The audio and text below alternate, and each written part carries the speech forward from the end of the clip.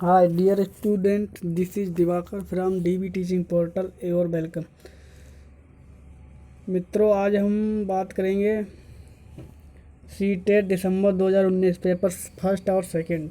अभी ये फर्स्ट वाला पोर्शन है, उसके बाद सेकंड वाला पोर्शन पढ़ेंगे। तो पहले क्वेश्चन से शुरुआत करते हैं। जब विद्यार्थी पुरस्कार पाने की इच्छा से बार बार किसी गतिविधि को करने का निर्णय लेते हैं, जैसा कि एक प्रयोग के नियोजन के संचालन करना, जो कि एक प्रयोग का नियोजन एवं संचालन की प्रत्यक्ष रूप से उस गतिविधि से संबंधित नहीं है, जैसा कि एक स्टार या बेच प्राप्त करना। ऐसी स्थिति में क्या संभावना उत्पन्न होती हैं? तो इसमें पहला ही ऑप्शन दूसरा ऑप्शन सही हो जाएगा कि अधिगम के प्रति भौतिकवादी प्रवृत्ति मतलब नेचर। भौतिकवादी मतलब कोई भौतिक वस्तु को प्राप्त करने का नेचर मतलब उसकी प्रकृति हो जाए, उसके मन में बैठ जाए कि मुझे ये चीज़ लेना है, मुझे ये, ना कि अधिगम के प्रति उसे कोई भी मतलब वस्तु को प्राप्त करने के प्रति भौतिकवादी।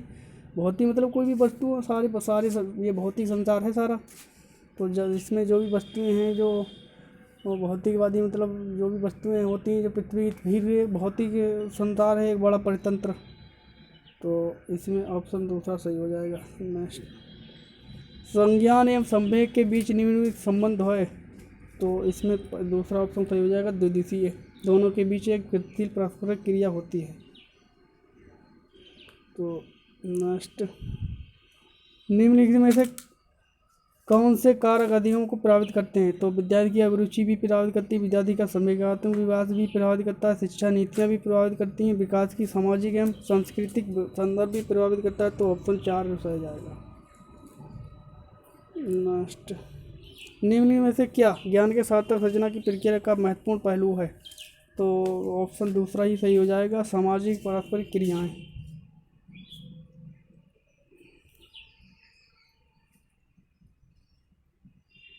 बाल अवस्था की अवधारणा से क्या अभिप्राय है? तो ऑप्शन तीसरा हो जाएगा, मनोवैज्ञानिक सामाजिक समकालीन सामाजिक संरचनावादी मनोविज्ञान के अनुसार यह एक सामाजिक संरचना है।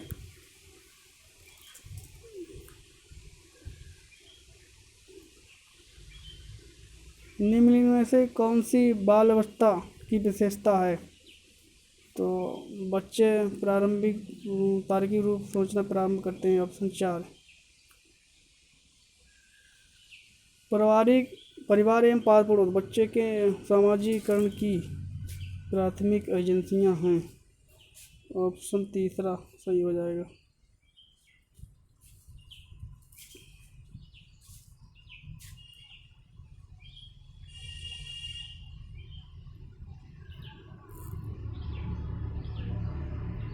वाइगोत्स्की के अनुसार जब बच्चा एक वयस्क के निष्पादन के वर्तमान स्तर को सहयोग द्वारा विस्तृत करता है, तो उसे मतलब विस्तृत मतलब सीखता है सहयोग द्वारा, किसी मतलब कोई बड़े के साथ बच्चा कोई सीखता है। तो ये समाज की बात हो रही है, तो जहाँ पर वाइगोत्स्की की बात आए वहाँ पर समाज की बात होगी। यहाँ पर तो सहयोग द्वारा सीखे तो इसे पाल कहते हैं, जिसे ढांचा भी बोलते हैं। तो ऑप्शन इसका 8वें का चौथा। अब नूर विद्यालय में अपना लंच बॉक्स लाना भूल गई या कहते हुए तन्या से उसका लंच साझा करने के लिए कहा, तुम्हें आज अपना लंच मेरे साथ साझा करना चाहिए क्योंकि कल मैंने तुम्हारे साथ अपना लंच साझा किया था। लॉरेंज कोल्बेर के नैतिक विकास के सिद्धांत के अनुसार नूर देश का अभिविन्यास प्रारूप देश अभिविन्यास दर्शाता है। तो यहाँ पर पहला ही सही हो जाएगा, लॉरेंज कोल्बेर के अनुसार कि नूर का कथन आदान प्रदान प्रारूप को परंपरागत अवस्था को प्रदर्शित करता है। ऑप्शन पहला। समाज में विभिन्न लिंगों के लिए उपयुक्त माने जाने वाली प्रारंभिक विशेषता के बारे में जन समाज की अवधारणाओं को क्या कहते हैं? तो ऑप्शन में पहला ही हो जाएगा, जेंडर रूढ़िवादिताएं। जेंडर रूढ़िवादिताएं।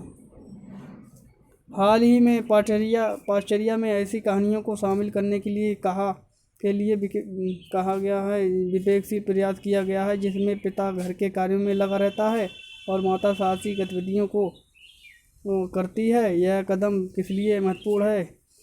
ऑप्शन तीसरा हो जाएगा, जैसे माता की वो तो कह रहा है कि माता घर पे काम करती रहती हैं, पिता बाहर काम करते हैं, तो दोनों की बात बराबर हो रही है यहाँ पर, तो यहाँ पर जेंडर रूढ़िवादिताएं ये समाप्त हो रही हैं। ऑप्शन तीसरा। हावर गार्डन के बहुबुद्धि सिद्धांत के अनुसार तार्किक गतियाँ एवं बुद्धि वाले व्यक्ति की क्या विशेषता हैं? तो पैटर्न को खोजने की एवं तर्क की लंबी श्रृंखला को हल करने की क्षमता। ये जो सारे आंसर जो मैं लगा रहा हूँ यहाँ पर, ये फाइनल आंसर की से लगाए गए हैं। जीन पियाजे के संज्ञानात्मक विकास के सिद्धांत के अनुसार परिकलित निगमनात्मक तर्क किस अवस्था में होता है? यहाँ पर तर्क निगमनात्मक की बात आ जाए तो यहाँ पर अमूर्त अवस्था से लेंगे, और आगमन की बात आए तो मूर्त अवस्था से। और यहाँ पर चारों अवस्थाएं पियाजे की दी गई हैं। ये पहली अवस्था है, ये दूसरी अवस्था है, और ये तीसरी है, और ये चौथी अवस्था है। पहली बताइए जन्म से 2 वर्ष, और दूसरी है 2 से 7 वर्ष, और तीसरी है 7 से 11 वर्ष, जिसे मूर्त सक्रियात्मक अवस्था कहते हैं, और चौथी है 11 से ऊपर यानी 12-18 तक। देश के अनुसार बच्चे चिंतन के बारे में सामाजिक प्रक्रियाएं एवं सांस्कृतिक संदर्भ के प्रभाव को समझना आवश्यक है। मैंने कहा था कि जहाँ पर समाज की बात आ जाए वहाँ पर वाइगोत्स्की देख लेना कहाँ पर है, तो वाइगोत्स्की। समाज की बात वैसे भी वाइगोत्स्की करते हैं। जीन पियाजे संज्ञानात्मक विकास की बात करते हैं, तो पियाजे के संज्ञानात्मक विकास के सिद्धांत से निहितार्थ निकालते हुए एक ग्रेड 6 से 8 के शिक्षक को अपनी कक्षा में क्या करना चाहिए? तो यहाँ पर कह रहा है कि ऐसी समस्याएं प्रस्तुत करनी चाहिए जिसमें तर्क आधारित समस्या समाधान की आवश्यकता होती है। जहाँ पर तर्क की बात आए, मतलब संज्ञानात्मक विकास जब ही होगा जब बच्चे कोई भी समस्या को समाधान करेंगे, जिसमें ज़्यादा सोचना पड़ेगा, क्रिएटिविटी तभी तो बढ़ेगी। कोई ऐसी समस्या प्रस्तुत करें जिसमें बच्चे ज़्यादा सोचने में, उसमें गतिविधि करने में ज़्यादा समय लगे, तो यहाँ पर ऑप्शन तीसरा सही है।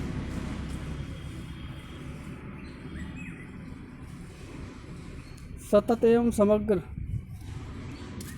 में क्या शामिल है?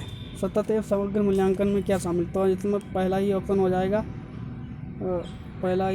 हो जाएगा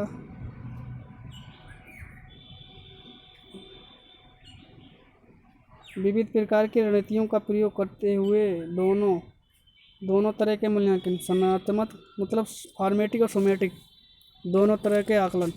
तो संरचनात्मक एवं संकलनात्मक आकलन, यहाँ पर इंग्लिश में समझ सकते हैं, फॉर्मेटिव और सोमेटिव तारा है। अब वैसे भी पेडागोजी की हिंदी बड़ा वैसी होती है, मैं तो इंग्लिश में देखकर समझता हूँ, तो आप लोग अगर उधर हिंदी में नहीं समझ में आए तो इंग्लिश में समझ सकते हैं। यही एक ट्रिक है। यहाँ पर जो बच्चे इंग्लिश हैं सीखे अच्छी है, वो तो बच्चे अच्छे खासे ही पेडागोजी समझ जाएंगे। तो जीन पियाजे के संज्ञानात्मक विकास वाला हो गया ये।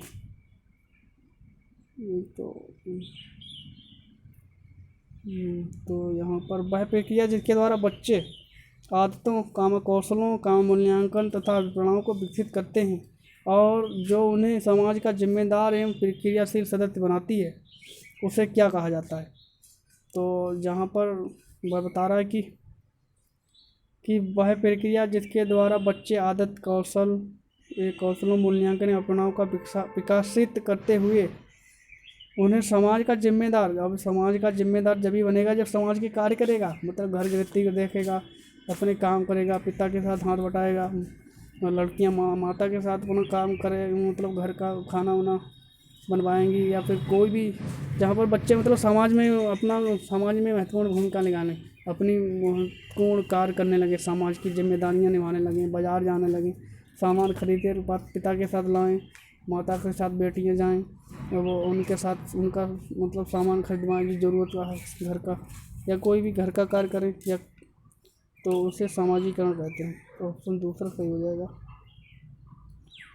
मानव विकास के संदर्भ में आनुवांशिकता तथा पर्यावरण की भूमिका के बारे में निम्नलिखित कथनों में से कौन सा सही है? तो यहाँ पर पहला ही सही हो जाएगा।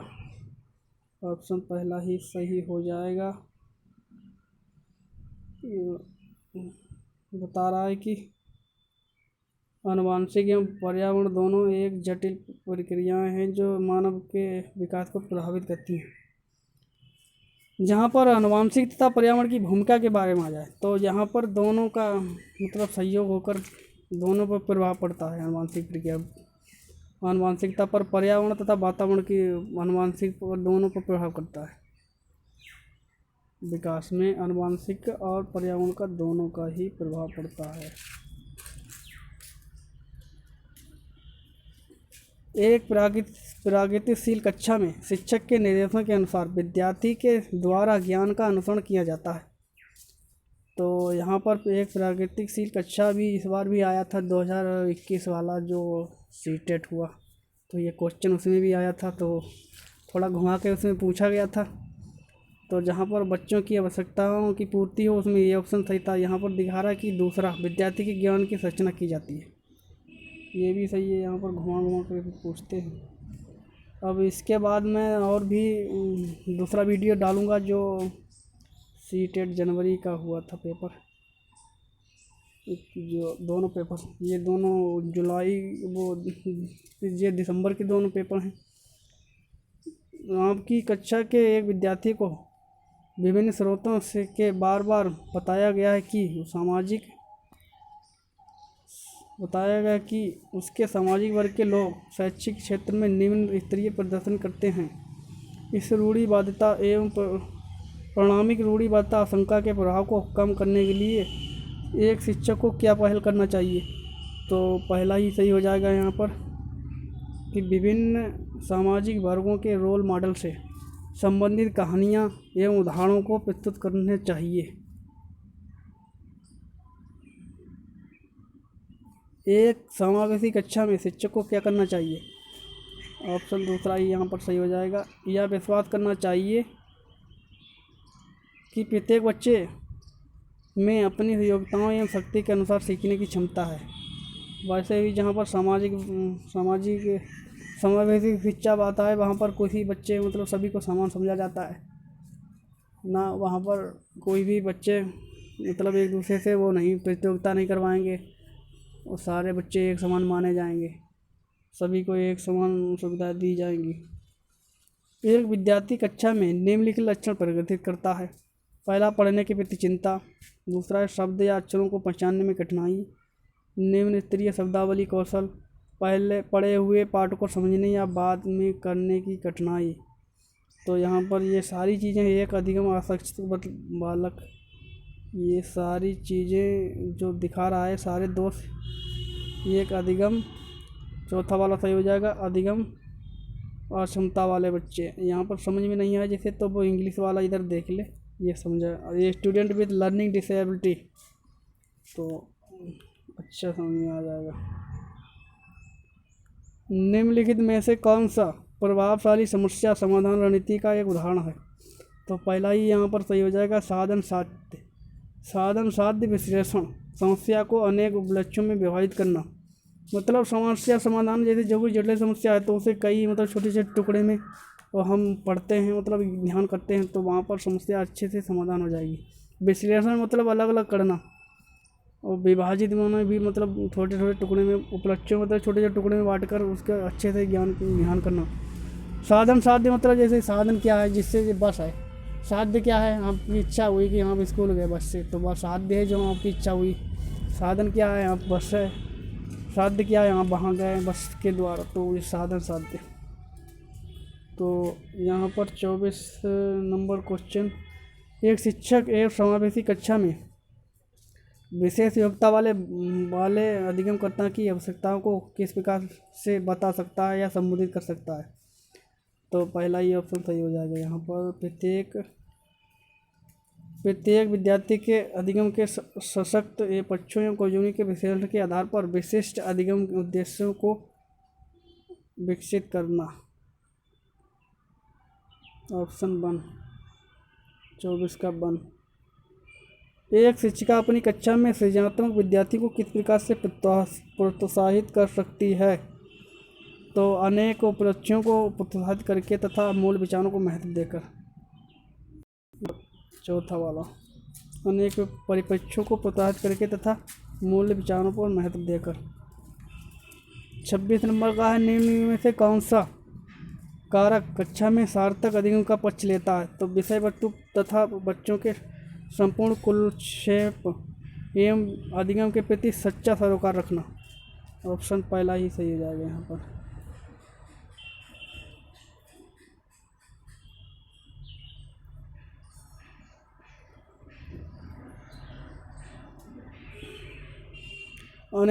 बच्चे अनेक घटनाओं के बारे में सहानुभूति सिद्धांत की संरचना करते हैं।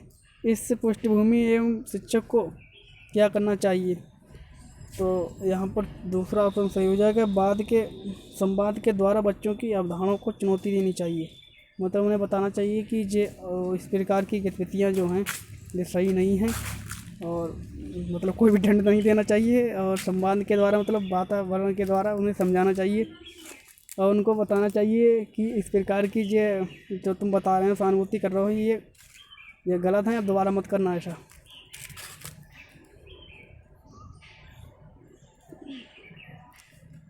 निम्नलिखित में से कौन सी शिक्षण अधिगम के लिए एक प्रभावशाली शिक्षण प्रणाली नहीं है? तो नहीं है, ये ध्यान रखना होता नहीं है। बार बार कई बच्चे कहते हैं सर नहीं है, तो ये नेगेटिव वाला ध्यान रखना होता है। तो दिए गए ज्ञान को दोहराने तथा ध्यान केंद्रित करने। अब ये तो नेगेटिव यहीं भी पूछ रहा है, नेगेटिव तो यहीं लिख पड़ा कि ज्ञान को दोहराने या ज्ञान को रट्टाफिकेशन करने। तो यही चीज़ मतलब पहले ही ऑप्शन में ही दिखाई दे रही है नेगेटिव। तो शिक्षक 29 नंबर, शिक्षक कक्षा में पढ़ने में ध्यान न देने वाले बच्चों से किस प्रकार का बर्ताव करेंगे? मतलब जो बच्चे कक्षा में पढ़ते नहीं हैं उनको क्या करेंगे? उनके साथ ध्यान जो सोते रहे, मतलब बच्चे बैठ रहे हैं और टीचर पढ़ा रहे हैं, बच्चे ध्यान ही नहीं दे रहे, उनका ध्यान ही नहीं लग रहा है। तो यहाँ पर ऑप्शन चौथा ही सही जाएगा। उनसे बात करके तथा उनकी अभिरुचि का कारण जानने की कोशिश करेंगे। मतलब उन्हें दंड नहीं देंगे, यहाँ पर बच्चों को बाहर भेजा देंगे। ये नेगेटिव साले ऑप्शन ये गलत है, ये सही है। नेगेटिव ध्यान रखना है कि कोई भी दंड नहीं देना, नहीं बाहर बैठाना है, ना उसे वर्कशीट अत्यधिक देना है, ना उन्हें बार बार डांटना है, कुछ नहीं करना है। वैसे भी NCF 2009 वो कह रहा है कि NCF 2005 कह रहा है कि वो बच्चों को मतलब दंड या कोई भी चीज़ से दूर रहना।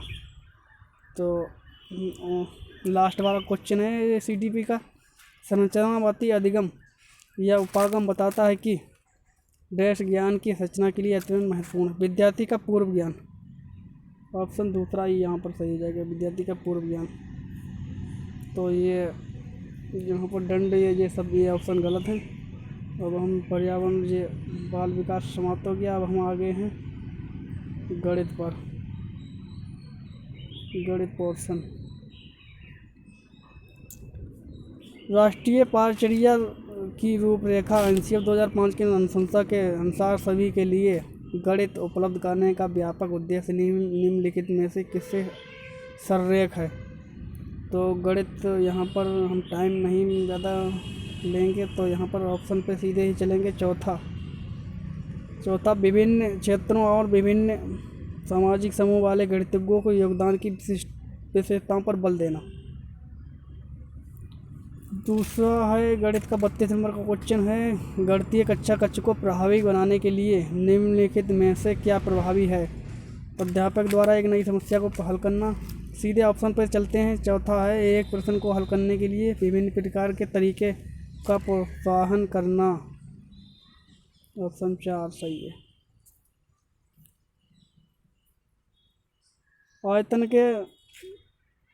आयतन के मापन के शिक्षण और अधिगम संदर्भ में निम्नलिखित में से कौन सी प्रक्रिया वांछनीय है, मतलब जो अच्छी है, डिसायरेबल। विद्यार्थियों को विभिन्न आकृतियों के आयतन के परिकलन हेतु प्रयासों की कल्पना के लिए प्रोत्साहित करना, ऑप्शन पहला ही यहाँ पर सही हो जाएगा।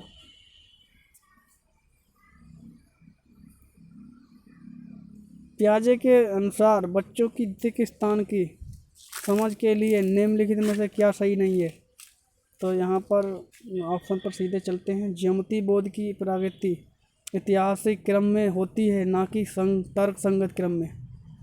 तो यहाँ पर जो दिक संगत मतलब ज्यामिति की बात की है, तो ज्यामिति की बोध की प्रकृति बता रहा है इतिहास के क्रम में होती है, ना कि तर्क संगत में। अब यहाँ पर इतिहास मतलब जहाँ मंदिर हैं, नदी हैं, पहाड़ हैं, तो वहाँ से मतलब उनके आयत चित्रों द्वारा हम ज्यामिति का बोध करते हैं। जैसे चित्र द्वारा मतलब कहीं पर दिखाई देता है आकार, त्रिभुज आकार है, कहीं पर पर्वत हिमालय हैं, कहीं पर खाड़ियाँ हैं, तो ये सब ज्यामिति के इतिहास मतलब इतिहास के माध्यम से समझ सकते हैं, ना कि तर्कसंगत बातों से नहीं। अब यहाँ पर आ गया है सवाल क्वेश्चन सी, तो यहाँ पर हल करना होगा ये। हम सीधे ऑप्शन पर ही चलते हैं। यहाँ पर ये सब कुछ करेंगे तो गुणा माइनस जो बोर्ड मास वाला मतलब रूल है, ये इसे फॉलो करेंगे तो यहाँ पर आएगा 46 नंबर उत्तर। चौथे का 46, 35 का 46। अब यहाँ पर ये एक्स वाई यहाँ पर मान निकालने होंगे। यहाँ पर वाई की जगह हम ऐसा मान मानेंगे कोई भी जो मतलब एक्स प्लस वाई 88 से विभाजित हो जाए, पूरा 88 से कट जाए, तो यहाँ पर ऑप्शन 5 आएगा सही, तीसरे का 5वां। अब यहाँ पर भी ये हम बोर्ड मास का नियम फॉलो करेंगे तो ये -11 सही, -11 सही, 1/12 ऑप्शन का उत्तर आएगा 37 का।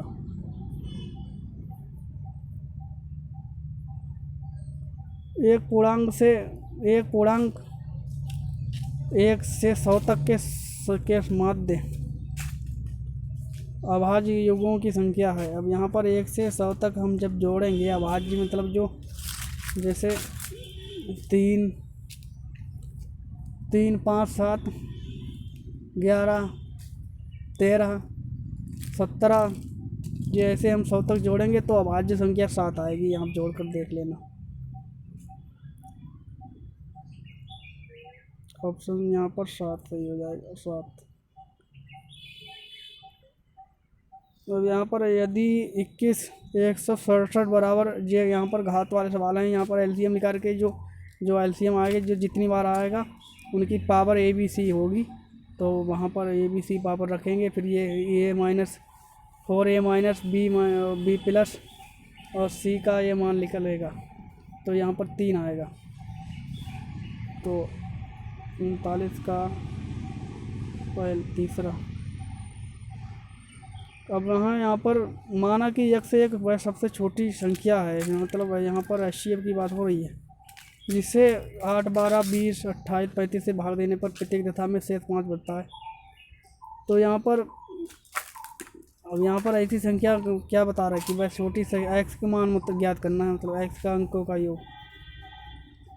तो अब x के अंकों का योग मतलब 8 है, 17 को हम 17 हैं, इनको जोड़ लेंगे। 1 है यहाँ पर, 1 और 7 8, और 8 से विभाजित करेंगे इन्हें हम, तो ये सभी संख्याएं कट जाएंगी तो 17 आएंगे।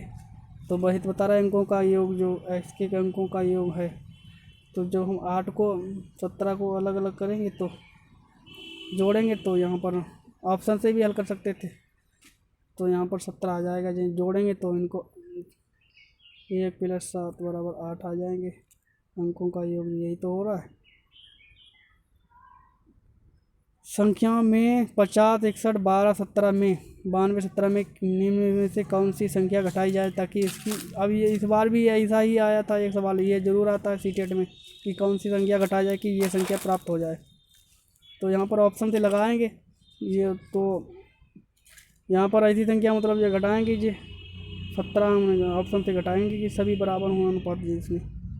यहाँ पर अब जैसे 50 है और यहाँ पर 61 है, अब 61 में भी 17 घटाएंगे, 50 में भी घटाएंगे तो दोनों बराबर आएंगे। इसमें भी 17 घटाएंगे, दोनों संख्याएं अनुपात बराबर होना चाहिए, इनका भी इनको ऐसे। तो ऑप्शन 17 हो जाएगा यहाँ पर।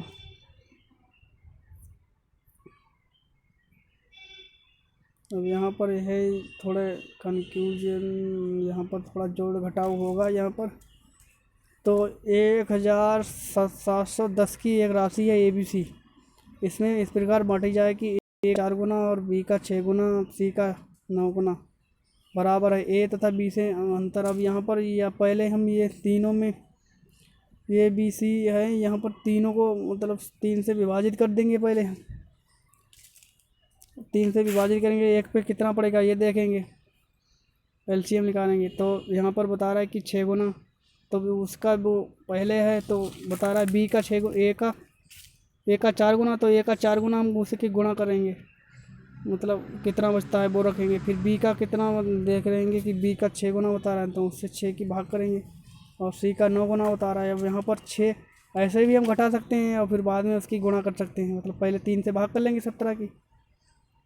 अब यहाँ पर 17 की पहले 3 से भाग कर लेंगे, 1710 की 3 से भाग कर लेंगे, जो आएगा उसके मान से गुणा कर देंगे, या फिर सीधे हम यहाँ पर घटा देंगे।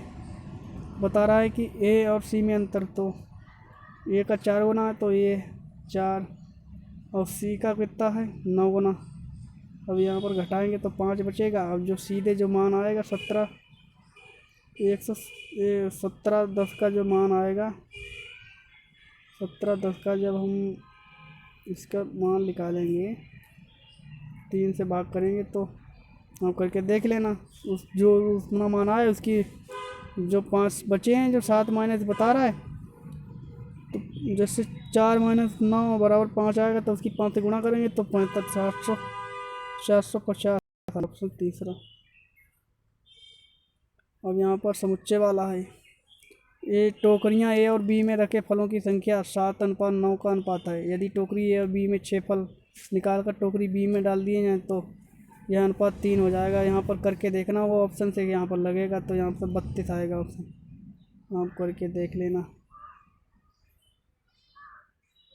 अभी अब नेक्स्ट वीडियो जो बनाएंगे तो वहाँ पर हल करके दिखाएंगे। यहाँ पर अभी ये हम खाली करवा रहे हैं पेपर। यहाँ पर 4 त्रिभुजों की भुजाएं नीचे दी गई हैं, तो यहाँ पर पाइथागोरस ट्रिक बता रहा है, तो इनमें से कौन सा समकोण त्रिभुज है, मतलब पाइथागोरस प्रमेय के बारे में बता रहा है। ये पाइथागोरस हर बार में आता है। तो यहाँ पर कौन कौन सी ये नियम जो हैं जो फॉलो कर रहे हैं, तो ये पाइथागोरस ट्रिक को फॉलो कर रहे हैं। चौथा वाला, वो तीसरा फॉलो कर रहा है 1161। अब हम पता कैसे कह लगेंगे कि पाइथागोरस प्रमेय क्या होती है, तो हम बता रहे हैं कि a प्लस बी बराबर h, ए स्क्वायर प्लस बी, अब ए प्लस बी ए का स्क्वायर प्लस बी का स्क्वायर प्लस एच। अब यहाँ पर इसका मतलब ये है कि यहाँ पर 11 का वर्ग करें, मतलब 2 भुजाओं का वर्ग तीसरी भुजा के बराबर हो, मतलब ए प्लस बी बराबर सी, ऐसा समझे। यहाँ पर ए और पी मतलब 2 भुजाओं का मान हमेशा तीसरी भुजा के बराबर होना चाहिए, कम नहीं होना चाहिए। एक भुजा बड़ी होना चाहिए और 2 भुजाएं छोटी होनी चाहिए, तभी पाइथागोरस ट्रिक फॉलो करेगी। तो यहाँ पर ये करके दिखाते हैं। तो मैं 11, अब 11 का वर्ग करेंगे तो 121 आएगा। अब 121 प्लस 60 का वर्ग करेंगे तो 360 आएगा। अब यहाँ पर जोड़ लेंगे ये, तो 481 आ रहा है। यहाँ पर 481 देख रहे हैं कि 61 के वर्ग के बराबर है, नहीं है। अब 61 का वर्ग करके देख लें हम, 61 का वर्ग करेंगे तो 1 एकम 1 और 6 छम 36, वो 6 एकम 6। नेक्स्ट फिर से करेंगे। इकसठ, इकसठ, इकसठ का वर्ग करेंगे। अब यहाँ पर एक, एक छः, और यहाँ पर आएगा एक,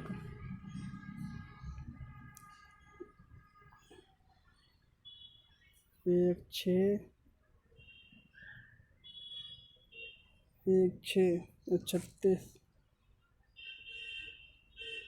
36, यहाँ पर चार, ऊपर कितने रहेंगे 36, यहाँ पर उतना ही आएगा जो मतलब यही सही होगा ऑप्शन, ऑप्शन तीसरा ही सही होगा ये वाला।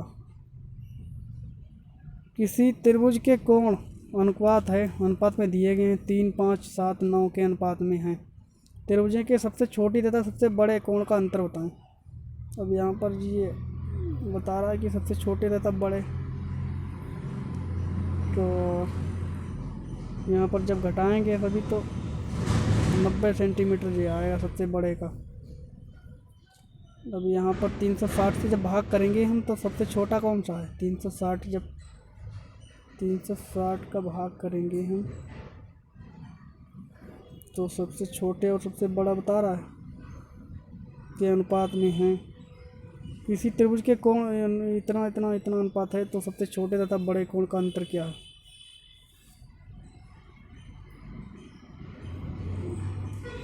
तो जब सभी निकालेंगे तो 90 आएगा उत्तर। अभी हम नेक्स्ट जो वीडियो बनाएंगे उसमें सलूशन करेंगे सवाल हल। अब इसमें यहाँ भी डेमो दिखा रहे हैं खाली यहाँ पर। अभी यहाँ पर हम तुम्हें सीधे आंसर ही बता रहे हैं। किसी त्रिभुज का परिमाप 12 सेंटीमीटर तथा इसकी सभी भुजाओं का लंबाइयाँ पूर्णांक में हैं इस प्रकार, तो कितने त्रिभुज बनाएंगे। तो यहाँ पर 3 त्रिभुज बनेंगे। यहाँ पर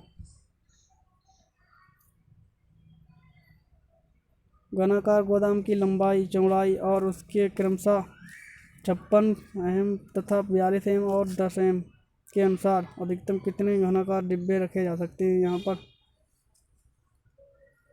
पर ये बता रहा है, यहाँ पर सेंटीमीटर में है, मीटर है, तो मीटर को मीटर में करेंगे सेंटीमीटर वाला। तो जब ये मीटर में चेंज कर लेंगे हम, तो ऐसे हम काट लेंगे इन्हें 42, 10। अब यहाँ पर हल नहीं करेंगे, सीधे उत्तर ही बताएंगे। 48 होगा। हम हल करके देख लेना, ऊपर नीचे करके काट लेना, इनको भी मीटर में चेंज करके कट जाएंगे तो ये 48 आएंगे। ऑप्शन 4 सही हो जाएगा। तो यहाँ पर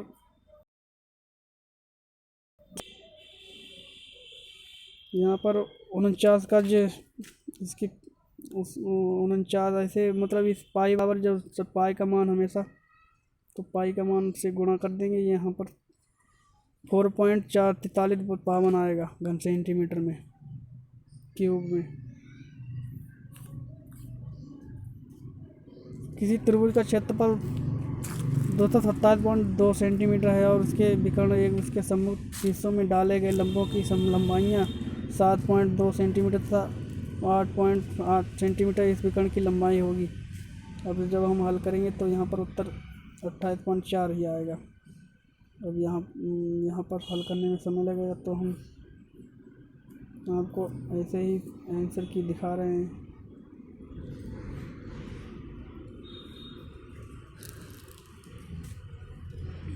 अब यहाँ पर यह समीकरण हल करेंगे तो यहाँ पर 51 का 25/9 आएगा उत्तर। इसमें भी क्या है, इसमें वो फॉलो करना होगा हमें a + b का होल स्क्वायर।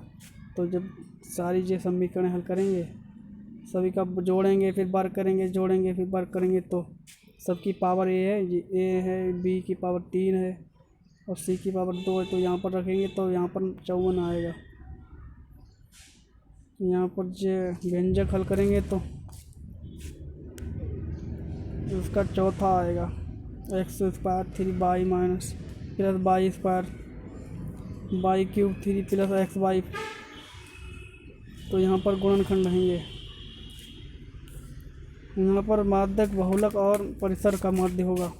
और जब हम तीनों चीज़ें निकालेंगे तो यहाँ पर 33 उत्तर आएगा। माध्यिका बहुलक इस बार भी आया था, ये माध्यिका बहुलक, ये क्वेश्चन हर बार आता है।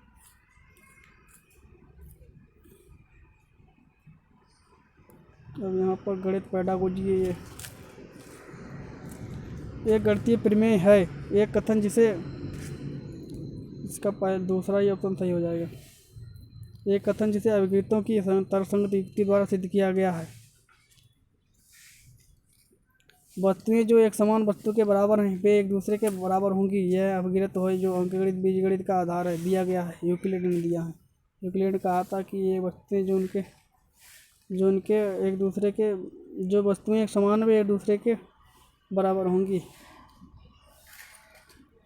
गणित में अंतःवैयक्तिकता को प्रोत्साहित करने के लिए निम्नलिखित में से किसे आकलन योजना के रूप में प्रयोग किया जाता है? तो यहाँ पर ऑप्शन ए और बी का होगा, ए और बी, परियोजना और क्षेत्र भ्रमण। गणित में मतलब प्रोत्साहित करने बच्चे के लिए, प्रोत्साहित करने निम्न आकलन की बात कर रहा है, मतलब एवोल्यूशन।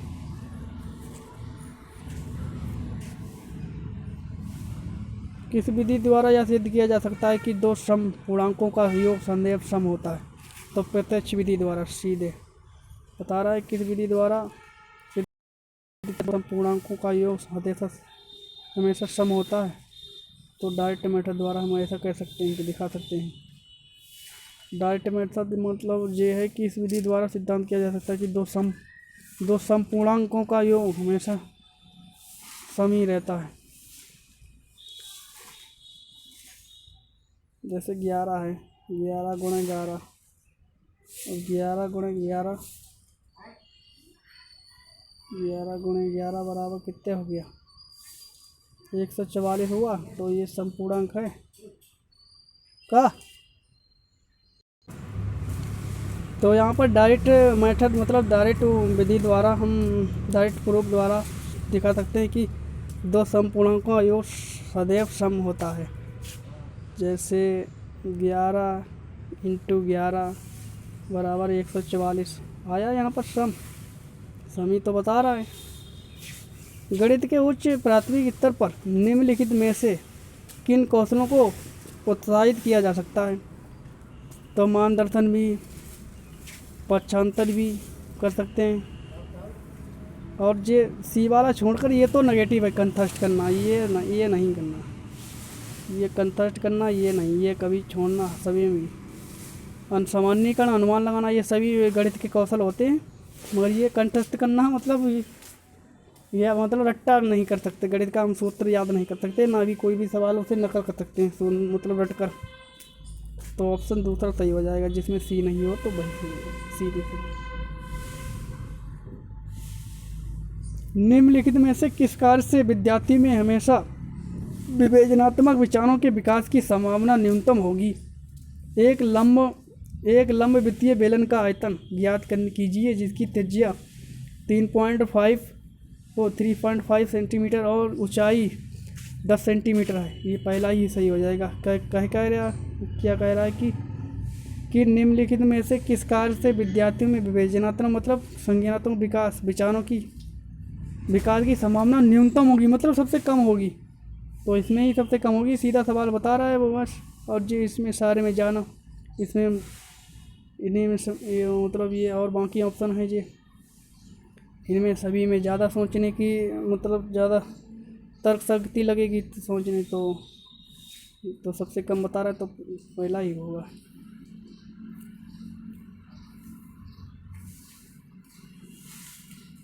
अब यहाँ पर थोड़ी पेंटिंग मिस्टेक है तो यहाँ पर इसे छोड़ रहे हैं।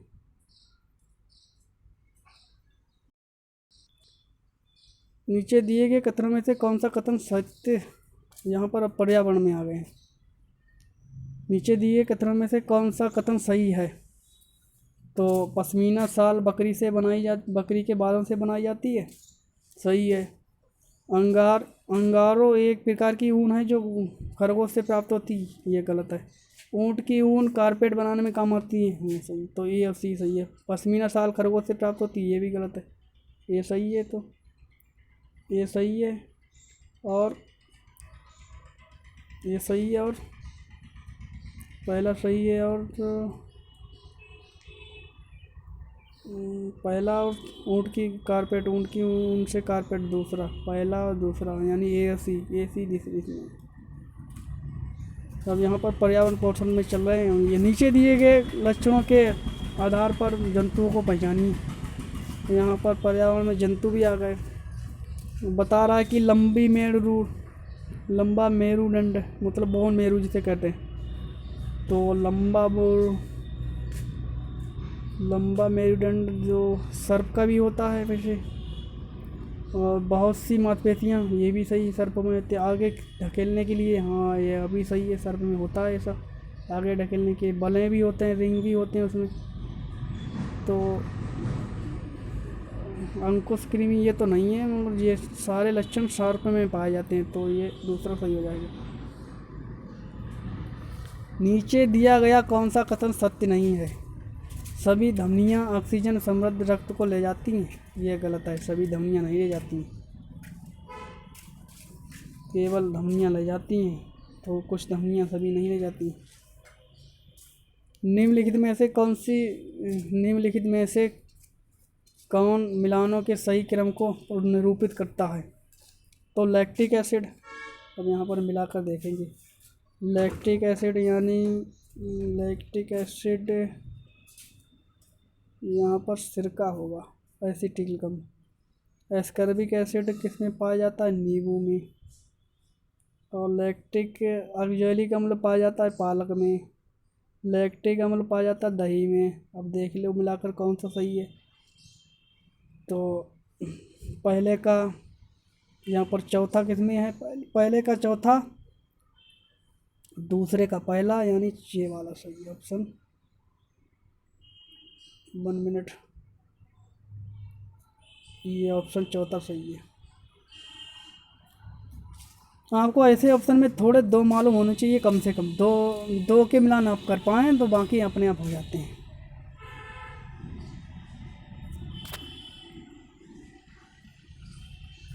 एक्स वह रसायन है जो हमारे आमाशय में पाया जाता है और भोजन के पाचन के लिए आवश्यक है। जब एक्स अधिकाय में स्थापित होता है तो अपचय होने जैसी अवस्थाएं होती हैं। वाई वह रसायन है जिसका उपयोग ऐसी परिस्थिति में उपचार के लिए किया जाता है। तो ये क्या है? एक्स और वाई क्या है? तो यहाँ पर एक्स और वाई, एक्स एक हाइड्रोलिक क्लोरीन है, मतलब HCl जो कहते हैं हाथों में बनता है। और वाई की मिल्क ऑफ मैग्नीशिया है जो इसे प्रक्षेपित करता है, मतलब इसका प्रभाव कम करता है। तो बता रहा है चौथा सही है।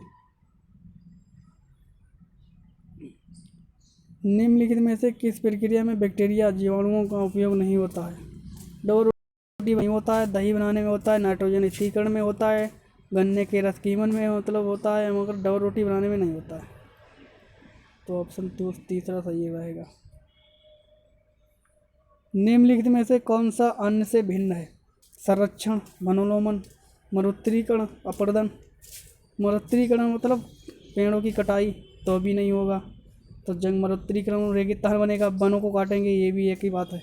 अपरदन मतलब खनन करेंगे, तो ये सारे अन्न से भिन्न है। संरक्षण मतलब एक ऐसी चीज़ है जहाँ पर पेड़ें लगाएंगे और वन बनाएंगे, तो ये सारे नेगेटिव लग रहे हैं। ये पॉजिटिव है क्योंकि यहाँ पर संरक्षण मतलब किसी संपदा को बचाने के लिए, यहाँ पर ये तीनों ऑप्शन बता रहे हैं कि उजाड़ने के लिए हर चीज़।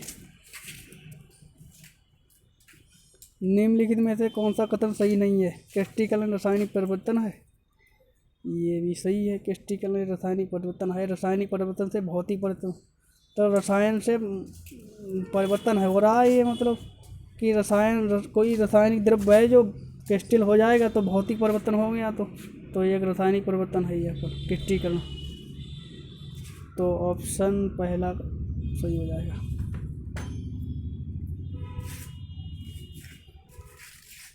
अब यहाँ पर कणों के साइज आकार के अनुसार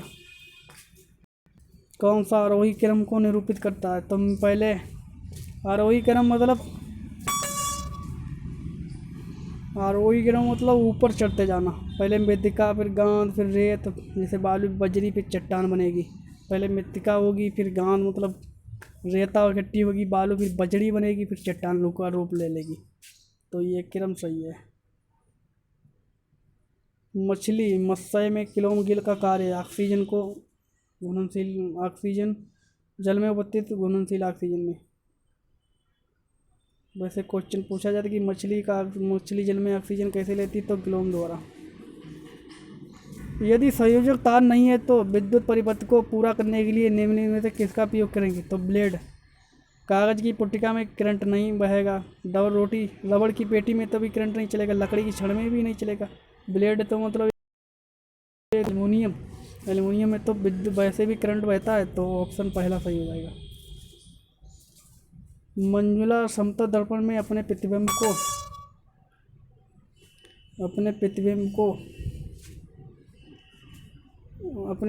को परीक्षण कर रही है, जिसके दर्पण से 5 मीटर दूरी है। वह दर्पण की ओर 1 मीटर लंबी चलती है। वह उसकी दर्पण में बने प्रतिबिंब की दूरी क्या है, तो 5 मीटर तो दूर है, तो 1 मीटर और चल के आ गई, तो 4 मीटर बचा है। और चौथा सही है। कोई लोलक 3 सेकंड में 30 सेकंड दोलन करता है। 3 सेकंड में 30 दोलन करता है। नीचे दिए गए कथन में से कौन सा कथन चुनिए जो सही है, तो उसका आवर्तन काल 10 सेकंड तथा आवृत्ति 30 हर्ट्ज होगी। ऑप्शन 7 का दूसरा, वो 77 का दूसरा। गलत कथन को पहचानिए, तो सीधे हम कथन पर चलते हैं कि उपयोग मशीन के भागों के लिए बीच में घर्षण में वृद्धि के लिए प्रयोग होता है।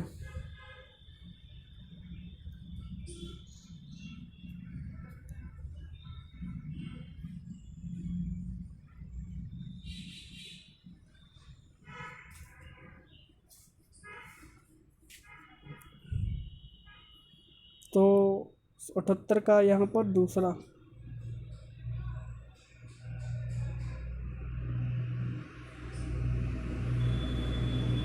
निम्नलिखित में से कौन से कथन सत्य नहीं है। जिंक आयट। अब सीधे ऑप्शन पर चलते हैं उत्तर पर।